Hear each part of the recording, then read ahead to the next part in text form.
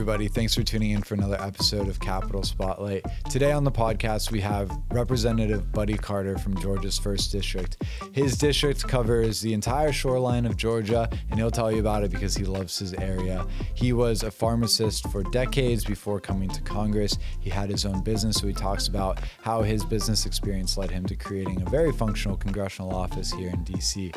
So he has a lot of red lines in his office. If you don't know what that is, make sure to tune in. Hello, everybody, and welcome to another episode of Capital Spotlight. Today, we're here with a former boss of mine, my first job on the Hill, Congressman Buddy Carter. Welcome to the show. Well, thank you for having me, David. I'm really proud of the progress you've made. You've come a long way since you were in this office, driving me around. Yeah, the lowly staff assistant. Hey, we really bonded over my ability to cut out traffic on the way to DCA, and I really appreciated that you appreciated my aggressive driving, so thank you for that. Well, it took me a little bit of getting used to being from South Georgia. We were used to the Yankees coming down and on their way to Florida. Hey, we want to save you time. There you go. But to start off, tell us a little bit about who you are, where you're from. Tell us who you are outside of politics. Yeah. Well, one thing I think I always say is that, you know, it's an honor to serve in Congress, but it's a special honor when you represent the area that you grew up in and that you've lived in all your life and intend to live in the rest of your life. And that's the situation for me. The 1st Congressional District is my home. It's where I've lived all my life. And you know, it encompasses the entire coast of Georgia, over 100 miles of pristine coastline. Sure is. Just a beautiful, beautiful area. And we have so much to be thankful for. 2 major seaports, the Port of Savannah, and the number 3 container port in the country. The Port of Brunswick, the number 1 now, roll-on, roll-off port in the country. I'm very proud of it. Got a strong military presence, Kings Bay Naval Base. We've got Hunter Army Airfield, Fort Stewart. We've got 2 Coast Guard stations, and a big ag presence and a big forestry presence. You know, Georgia's the number 1 forestry state in the nation. So all of that together makes for a very, very nice district. In fact, I tell people all the time, 435 districts in the United States, and I get to represent the very best one. Yeah, and you get all of the coastline. Absolutely. All of Georgia is yours. I love that. It is. Such a great area. So Savannah, Georgia, part of the district, which a lot of people know well. What do you love about that area? Well, I love the history, personally. And you know, it's just... Savannah boasts the largest historic district in the country, and Savannah is my home. It's where I've lived all my life until about a year ago, and we actually moved down, still on the coast, but we moved down to St. Simons, my wife and I. Traitor. Yeah, I got a little bit of that, but and my wife is from Waycross, which is in the district, but it's further south, and it's about 2 hours from Savannah, so... her mother is 96 now and assisted living. She wanted to be a little bit closer to her, so we're about an hour away now. And she keeps up with her and checks on her and takes care of her. So that works out well. And we wanted to be on the water, so we're on the water. Good stuff. I love that. So quickly on Savannah, it's such an easy drive down 95, so a lot of staffers could do a quick weekend trip there. Any recommendations on what to do while you're in Savannah? Well, and visit the historic area, the downtown area. You know, there's a lot to see down there, a lot to appreciate. The food is excellent, Southern cuisine. I mean, it's just, and then River Street, of course, is the main attraction that we have down there. Tourism's a big part of our economy in the 1st District, whether it be Sea Island, St. Simons, where I live, or Tybee Island, or River Street in Savannah. It's just a big part of our district. Nice. That was definitely a perk of working in your office, was getting to check out the district, but I also got to go on the University of Georgia Federal Retreat, which was the coolest thing ever. I'm like, I need to go back to school for something just to go to UGA. So I'm sure you have some pride in UGA as well. Tell us a little bit about your time there. Well, I was there at a great time. I started off at Young Harris College, which is back then we called them junior colleges. They were 2-year schools, and to prepare you for a university, and I needed that.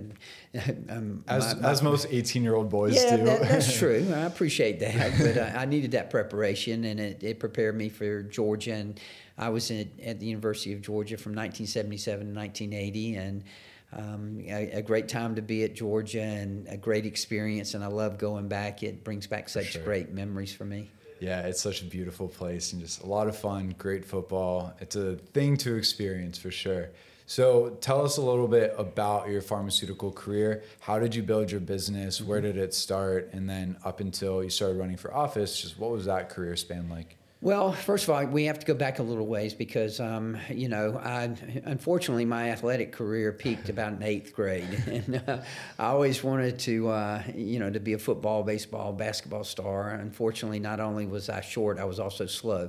So it didn't work out. And I promised my dad after my junior year in high school, if no scouts came to see me play football, that I would get serious about a career. And I don't know what happened, but they didn't show up. But, must have been some traffic. Yeah, it must have been. But nevertheless, I decided that I better go and get a career path. So I got a job in a pharmacy, a delivery driver. And it really was an omen from God because it was just what I wanted and what I needed because it combined health care with working with the public. And I'm a very extroverted person, and I wanted to work in the public. And I knew I was very fortunate because I knew exactly what I wanted to do. A lot of people get into college and they kind of bounce around, unsure what they wanted to do. Mine was different. I knew exactly what I wanted to do, and I was able to focus on that and go straight to pharmacy school. And I left home the day I turned 18.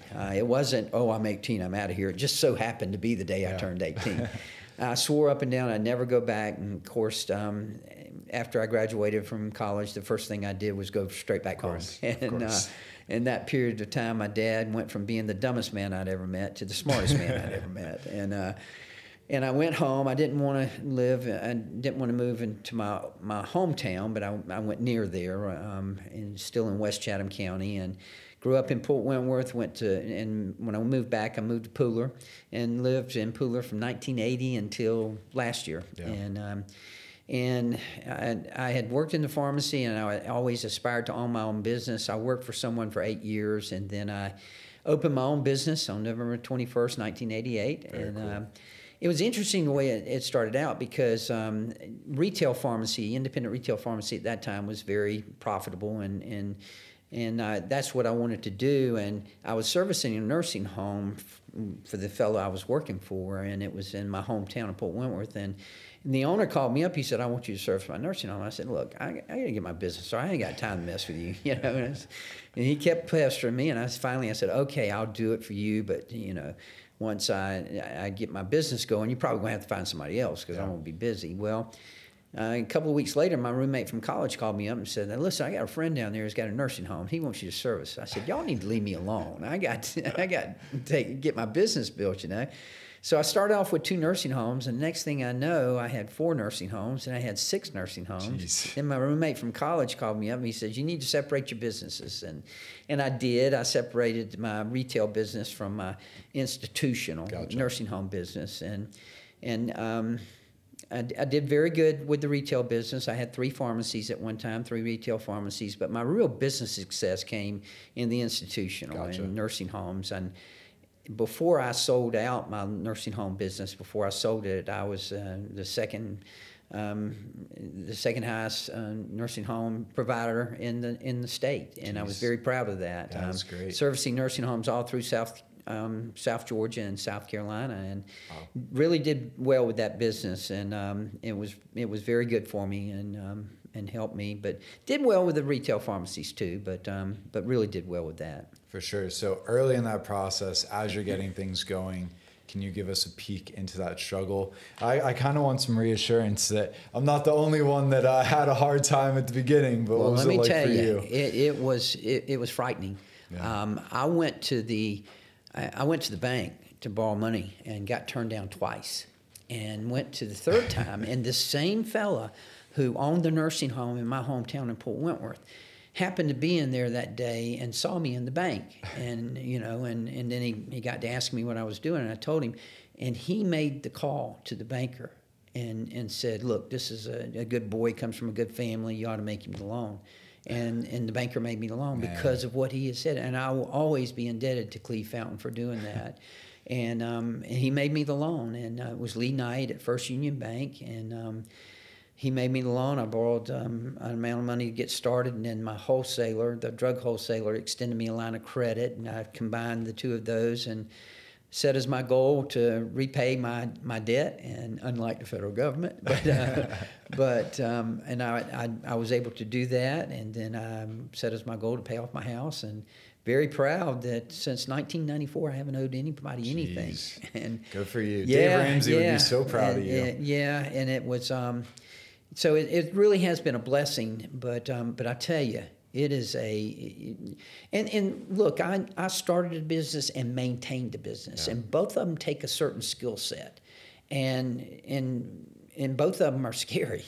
You know, when you don't have anything, you kind of go for broke. Yeah, when you got something, you kind of, oh my gosh, got to protect it. Other people are relying on you now too. They are, and so. But I've always said, when you put your name out on a shield, you know, and you got your name on the building, it's scary. And I was, you know, I truly have been blessed, because I've been blessed with good health, and I work hard, and I still work hard, but God's blessed me with good health and given me that ability to work hard. So when did you meet your wife in this process? Interestingly enough, when I went to Young Harris College, my freshman year, she's a year older than me, so she was a sophomore, but we were chemistry lab partners. Very cool. Her name, my name's Carter, her name was Coppage, and so we were chemistry lab partners. I did not like her at first because she was so much smarter than me, and still is. But I tell people all the time, she had an unfair advantage. Her mother was a teacher, so she had good study habits. I had habits, but they weren't study habits. Yeah, fair enough. And we met through that, and you know, and finally I convinced her that she should go out with me, and she did, and we've been together ever since then. Ever since probably the late fall of 1975. Wow, so, that's great. I'm sure she was an integral part of like helping you grow the business and being a calming hand on the other side of it as well, while there's so much chaos on the business side. Yeah, she was. She really was. Interestingly enough, she, as I said, was a year older than me. She went off to the Medical College of Georgia and got a physical therapy degree, and that was a 4-year degree. So when she graduated, I still had 2 years left in pharmacy school. So we went ahead and got married, and we lived in married housing at the University of Georgia. And she worked at the hospital there as a physical therapist, and I was in school, and we say all the time we had more money in our pocket back then than we do now. But those were great days, and she you know, we have 3 sons, and she's just a great mother. And in fact, I talked to on the airplane coming up here, the stewardess was telling me that she had 3 sons, and I told her, I said, you know, there's a special place in heaven for a mother who's got 3 sons, because it is a challenge. Chaos. Yes. One of our neighbors has a few sons, and I'm like, holy crap, this is like way more than I expected. They all just bounce off of each other. Yeah. But good for you guys. Yeah. So as far as building a family in that process, how do you balance building a successful business and raising a family as well? Well, my wife was very instrumental, and she worked for the first few years while we were getting the business off the ground, and then she kind of cut back a little bit. Gotcha. And we just worked part-time.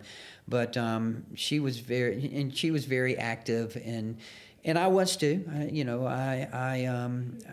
didn't miss very many practices, and certainly didn't miss any games, and made that a priority. But at the same time, she was their basketball coach, and she's a hotshot basketball player, and she was their basketball coach, and she was very involved with them, and together we did it, you know, and I forced myself to make time for him. Every Saturday night we went out. It didn't matter. We were going to go out to dinner every Saturday night, and we did. And I spent as much. I did work a lot. There's no question about that, especially at the very beginning. But I did make time for him. We always took a very special vacation every year, and so you know, I think it all worked out.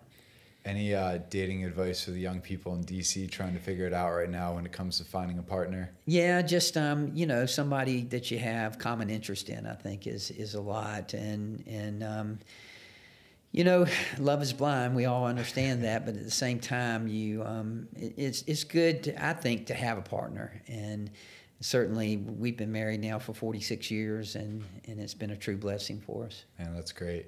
So what I really admire about you bringing your work to the Capitol is I mean, we'll take a picture over on this wall or something, but you're going to have to raise your ceiling soon because you have so many red lines in here. How did you use your time working as a pharmacist to come to Congress with a plan? Well, two things. First of all, as a small business person, you understand the impact that government regulations can have on your business. And that's why it's so very important for people to be involved. I was the first pharmacist to serve in Congress since the early 70s. Yeah, wow. And now we got another pharmacist, thank goodness. That's got to hurt. You used to always be the only pharmacist in Congress. Now I'm just the oldest, but nevertheless. But I tell people, Congress is a citizen legislature. We got two pharmacists, we've got some other doctors, we've got farmers, we've got preachers, we've got way too many lawyers. But it is a citizen legislature. That's why you need to be involved. That's why you need to be up here advocating for your profession. Yeah. I tell people all the time, if you're not at the table, you're on the menu, and that's true.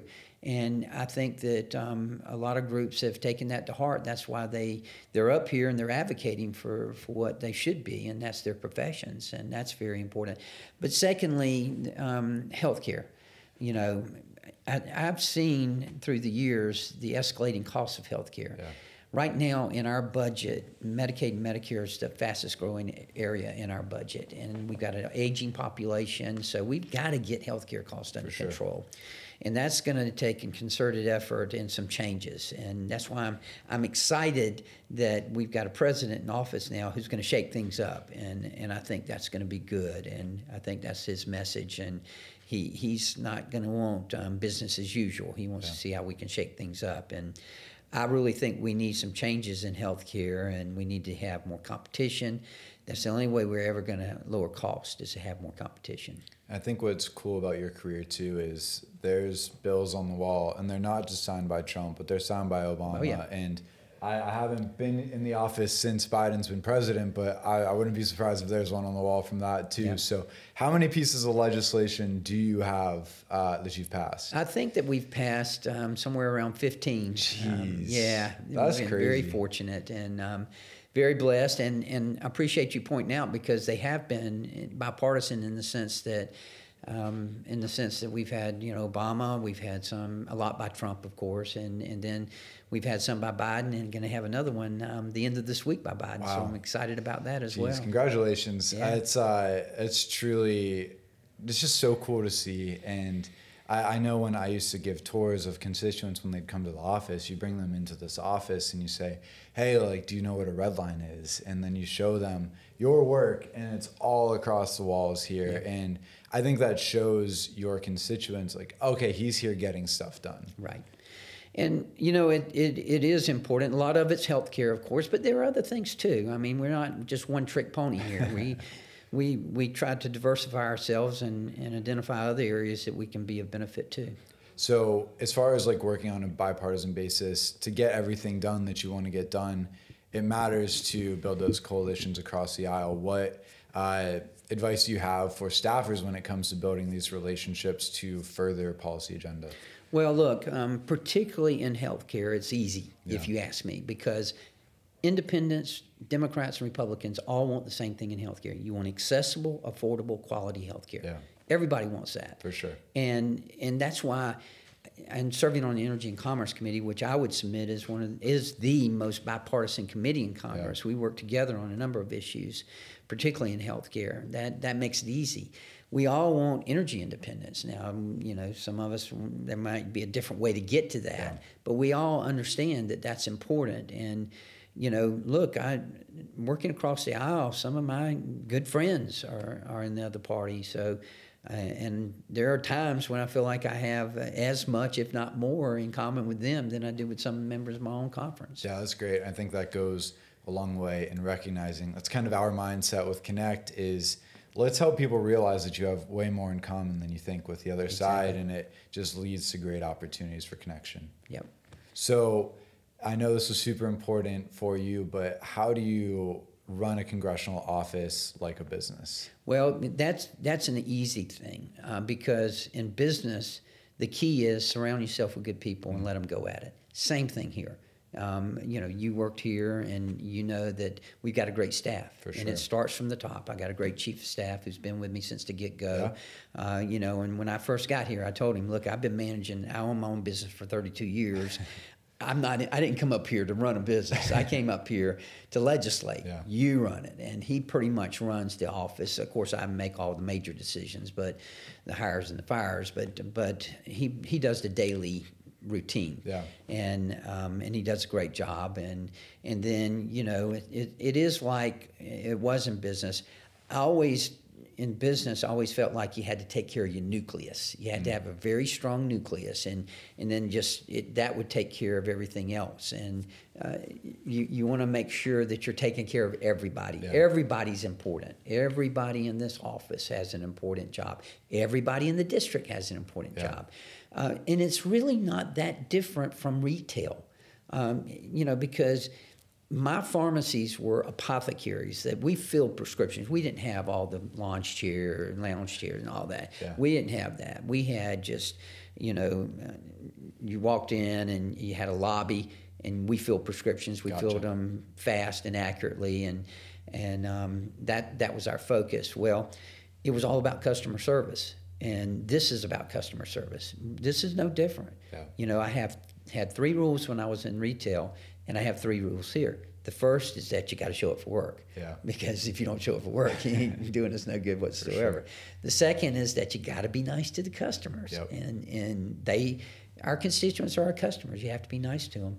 And the third and the most simple one is you have to do what I ask you to do. I always phrase it in the form of a question, but I do expect for you to do it. It'll never be anything you're uncomfortable with, but you know, unfortunately, our mothers don't work here, so sometimes we have to clean up after ourselves, you know, and those type of things. Yeah, for sure. And you were really good about that too, like answering the phones and stuff like that. You had quality control, you know, like you would check in and you made sure that people answered a certain way because you wanted to create a welcoming environment for any constituents who were coming in. And so maybe at the moment I didn't appreciate that as much as I do now and see like your intention behind that. But even the little things are super important. Well, they are. And to your point, you know, you want to smile through the phone. Yeah. And you know, people don't want to say, Congressman Carter's office. You know, you want to smile through the phone. And I often said in the pharmacy and the retail setting, that's why the person out front is so important, because when they would come into pharmacy, they may see the pharmacist and probably will. They may see the tech, they may see the bookkeeper, but they're definitely going to see that person up front.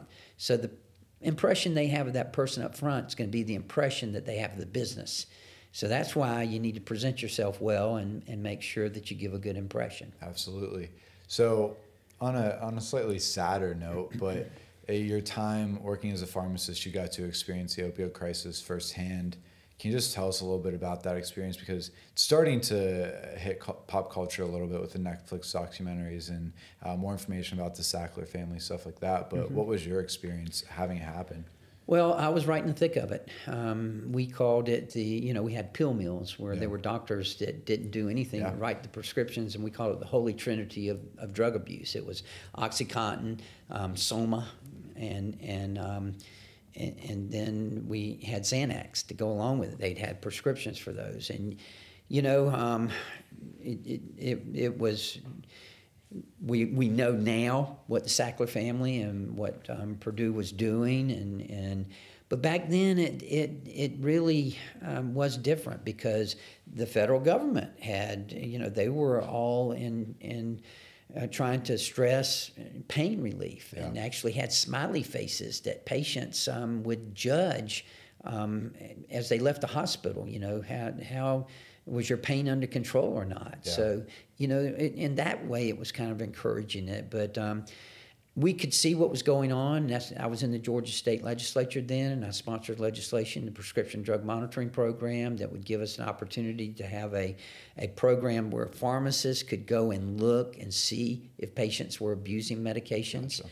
And if I filled a controlled substance, I had to log on to that, and it entered into that, and we had some strong safeguards against abusing it, and those work well.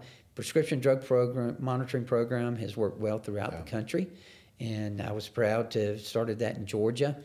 There is a danger there, and sometimes I feel like we swing the pendulum too far. Yeah. My dad used to say all the time that politics is like a pendulum. It swings back and forth. Yeah, we're seeing it right now. And in a way, we swung that pendulum a little bit too far on the opioids, because there are some people who are in chronic pain who need that medication, who have trouble getting it now. Yeah. And that's one thing we got to guard against as well. Gotcha. So when you went to the state legislature, first you were mayor of Pooler, right? Yeah. That was your first job. So how did you make that jump into politics? Well, it was, when I opened my business, as I said, November 21st, 1988, I knew I needed to get involved in the community. So I volunteered, and I served on the Planning and Zoning Committee for 4 years, got my business going and everything. Then I ran for city council and served a 2-year term. And then I ran for mayor and served for 8 years. And then I ran for state rep, served for 5 years. It was actually a 2-year office, but I split a term. Gotcha. And ran for the state senate and served for 5 years. Then I ran for Congress, and I've served for 10 years. So I started when I was 10 years old, so that explains that to you. But every office I've ever held has been a 2-year office. Even when I was mayor, it was a 2-year office. I changed it after I got into the state legislature and made it a 4-year office for them.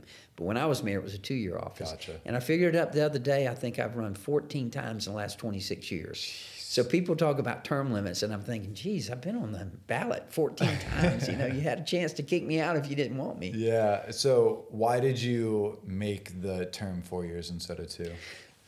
Especially in the situation of a mayor, it needs to be a 4-year term. Gotcha. You can't get your policies and your programs really going in 2 years. I mean, in 2 years, you're just getting them going. Right. And you really need 4 years in a mayoral term. Got it.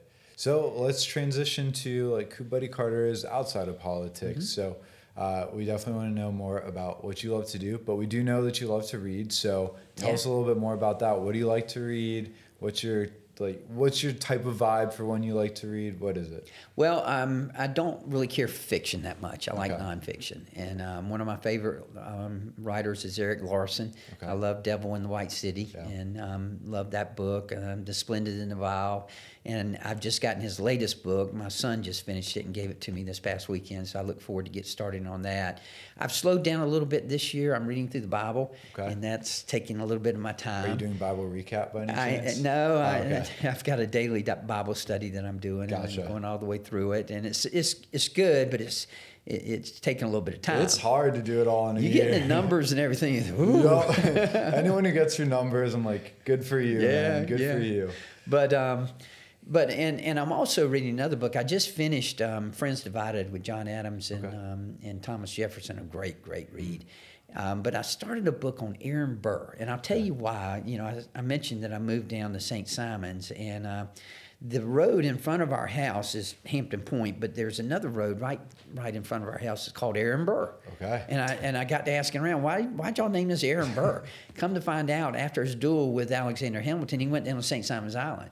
So I wanted to read more about him, and I'm reading his book now, a book about him now. I mean, it's kind of tough, to be quite honest with you. It's pretty deep. So. Gotcha. Good stuff. I remember when I was being interviewed by you, one of your questions was, what do you like to read? Yeah. And I was a little shocked by that one in an interview style, but now it makes so much sense it's a great judge of what someone's into or what they care about. So what are your thoughts behind that? Why do you ask that to people? Well, you want well-rounded people. Yeah. And I think we do a great job here in the office, and Chris and I double team it. He whittles it down to about 3 candidates and then brings them to me. Yeah, for sure.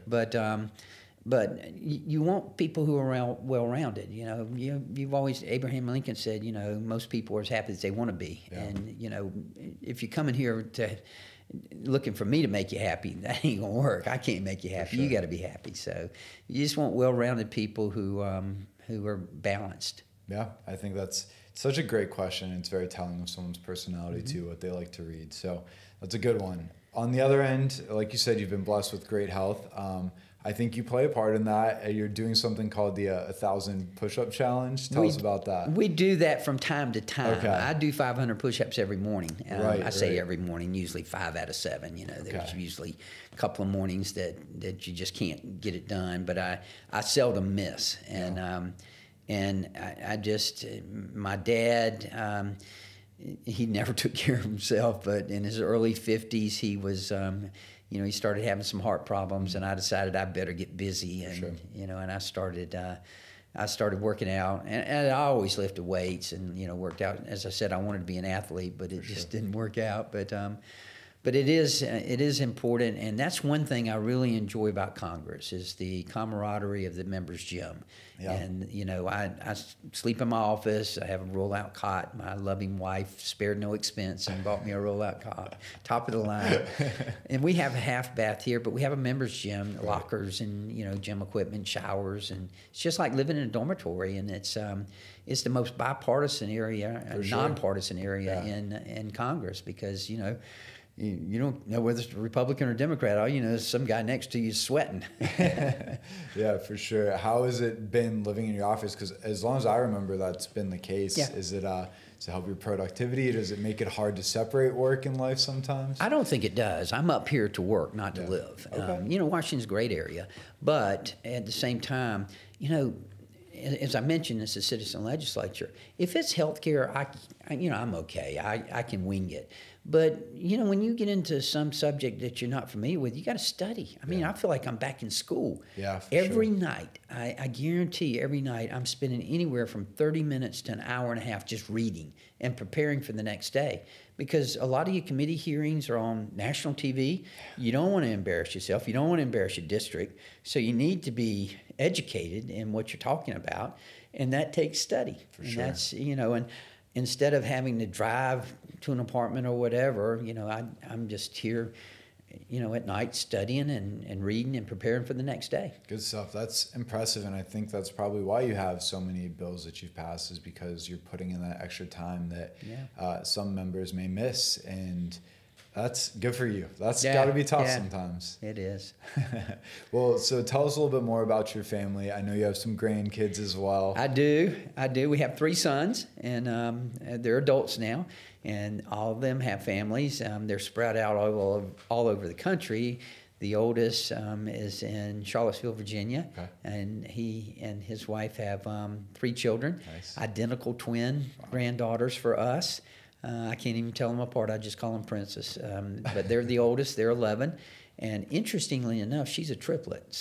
And she had identical twins. I think that runs in the genes or something. I don't know, but that was really interesting. But and then they have one of our grandsons as well. He's 8.5 and will soon be 9. And then they live in Charlottesville, Virginia, a great area. Both of them graduated from W&L in Lexington, about an hour away from there. And then he spent a couple of years up on the markets in New York City, but wanted to get back down south and ended up in Charlottesville. And then my middle son and his wife live outside of New Orleans. Gotcha. I'm always careful to say I'm not a big fan of New Orleans, at least not to raise a family in, but they live in a great area. Metairie is outside, and it's just a great family area. And she's from that area, and all her family lives around there. And they've got 3 little girls, and they are precious. And then my youngest son, he lives in Atlanta, and he's got a little girl. She's 3.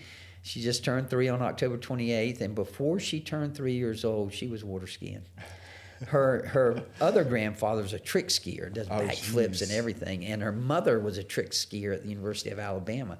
So she's got it in her genes. Yeah, for real. That's cool. And then they've also blessed us with a grandson. So we got 6 granddaughters and 2 grandsons. That's awesome. Yeah. I am my wife is expecting early next year, and so the parents are just so excited. They are so excited to be grandparents, and it's just funny to see how people light up about grandchildren. It almost hits different than just kids, but those grandchildren are extra special.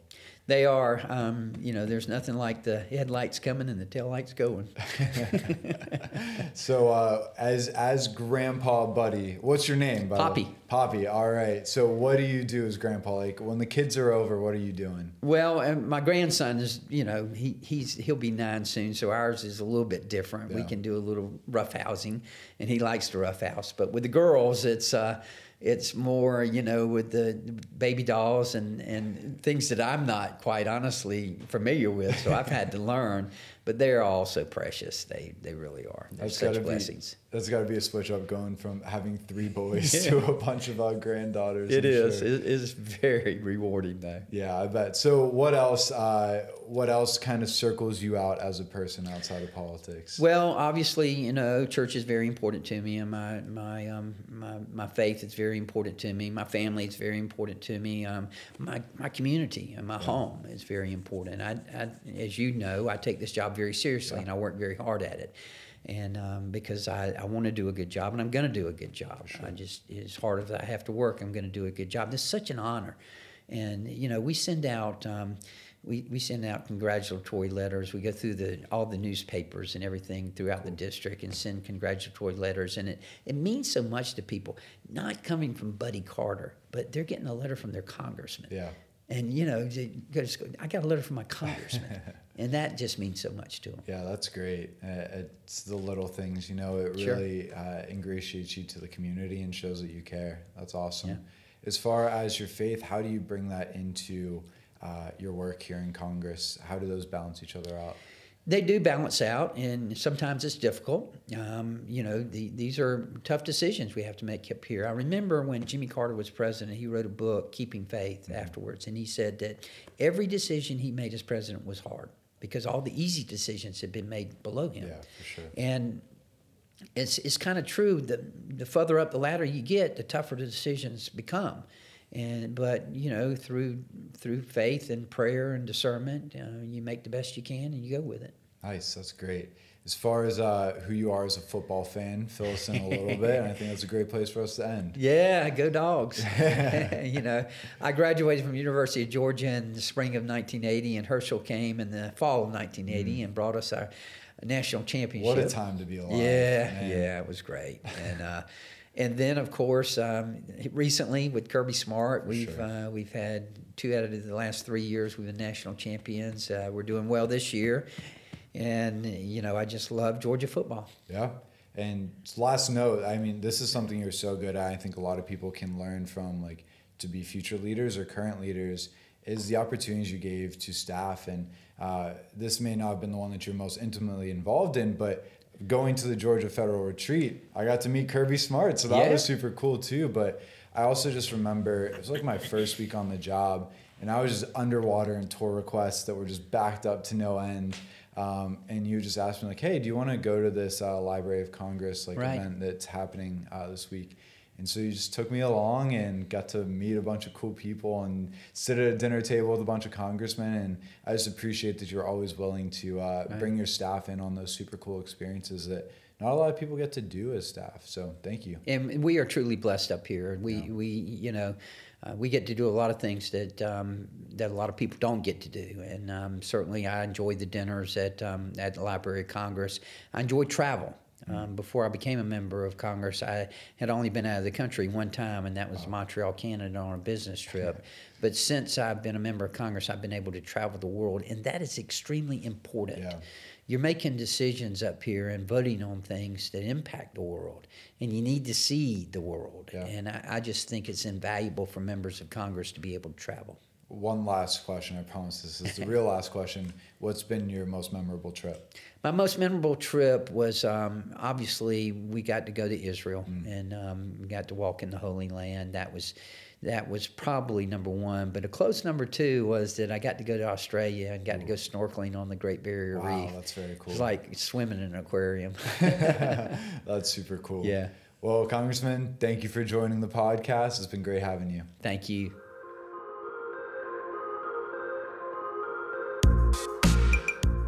Hey, it's David again. Thank you guys for listening today. We're really excited about this Capitol Spotlight podcast and getting it off the ground. So make sure to tune in again. And the easiest way to do that is subscribe to our channels.